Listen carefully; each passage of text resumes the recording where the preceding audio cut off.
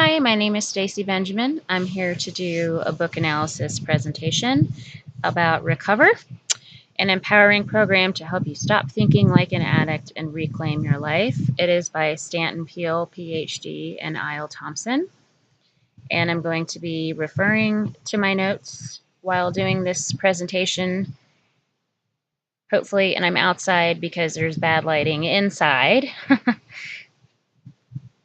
So first I'd like to talk about why I think this book is a successful tool for anyone approaching addictions, or a professional could also use this book. I chose this book because Stanton Peele is well known as a non-advocate of AA and 12-step programs. The main reason he does not support 12-step programs is that he thinks it keeps an individual thinking like an addict, therefore they stay an addict. I think that this book is witty, precise, meaningful, inspiring, knowledgeable, and at times it really can be laugh at yourself humorous. This is not to say that he takes the topic of addiction lightly. Rather, he takes a true and non-egotistical view of addiction. Does this mean that he is not knowledgeable or is not informed or unempirical? No. Stanton Peele, does frequently identify with his own persona with his book on love addiction, and he has written other things about love addiction and has a website about it. Peele is not a trendy addictions opinion piece writer, nor is he a fly-by-night Buddhist psychologist or truth seeker who is singing for his supper with this book.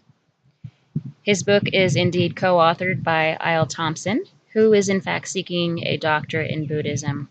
So the information that she supplies with this book, it's truly an in-depth look into mindfulness. It's not just a passionate quip about moments of grace.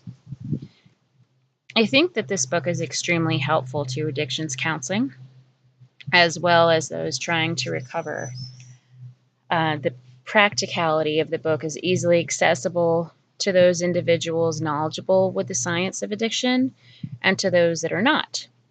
Peele does not support the disease model, but he does include information that has been included in our text, such as the trans-theoretical model, wherein authors Moss and Dyer discuss the stages of change of an addicted individual: pre-contemplation, contemplation, preparation, action, and maintenance.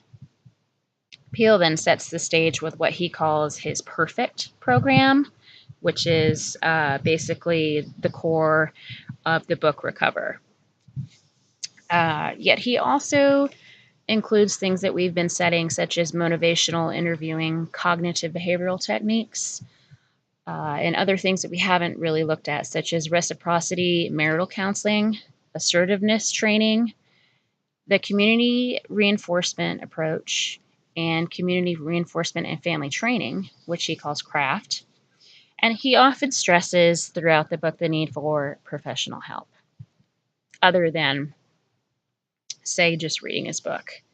What I also like about this book, and I find useful or would find useful as a counselor, and I would use this book as a counselor, is that the text is just accessible. Peele doesn't try to undermine individuals for their lack of knowledge of addictions. He doesn't what I like to think about as intelligent people, where they try and big brain you. He's not demeaning, but he's rather embracing. Peele's idea in Recovery is what he calls the perfect approach, as I mentioned, and this approach is not another self-help, close to insulting text, I'm going to sell you my plan, it's going to fix you forever approach. I do think that it works. I honestly had times where the book was a bit much for me, and that it felt like reading about myself on a page, and I had to put it down and breathe. He gets to you, and it hurts in places. Peele's Perfect and Recover program stands for pause, embrace, rediscover, fortify, embark, celebrate, and triage. Peele notes that to begin is to pause. This is where you have a moment of grace, you or an individual in recovery.